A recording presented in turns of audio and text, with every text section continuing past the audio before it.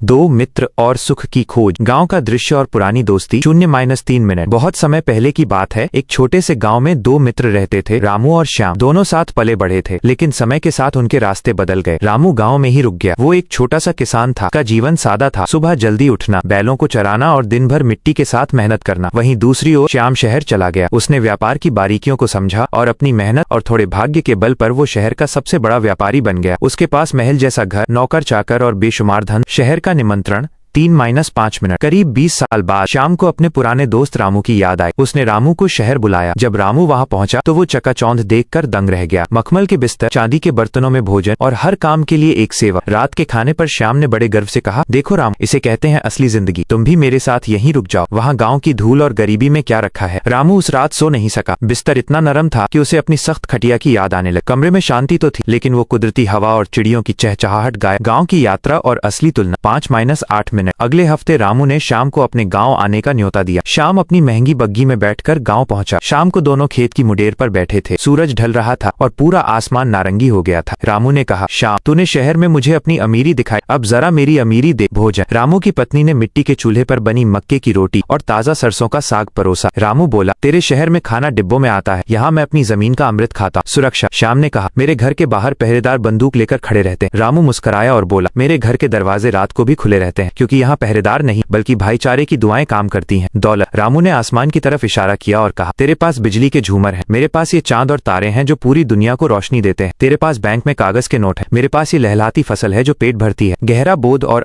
8-10 minute. Shyam चुप हो गए। उसे समझ आया कि वो शहर में सुख सुविधाएं तो जुटा पाया, लेकिन सुकून खो चुका था। उसे नींद के लिए गोलियां लेनी पड़ती थी, जबकि रामू दिन भर की मेहनत के बाद ठंडी हवा के झोंके में ही गहरी नींद सो जाता था। श्याम ने रामू का हाथ पकड़ा और कहा, दोस्त, मुझे लगा था कि तुम गरीब हो, लेकिन आज समझ आया कि असली गरीब तो मैं हूँ। मेरे पास सब कुछ होकर भी समय नहीं है और तुम्हारे पास कुछ न होकर भी पूरा संसार है। कहानी का सार। कंक्लूजन। अमीरी इस बात से नहीं मापी जाती कि आपके पास क्या है, बल्कि इस बात से मापी जाती है कि आप कैसे हैं। संतुष्टि ही सबसे बड़ा धन है।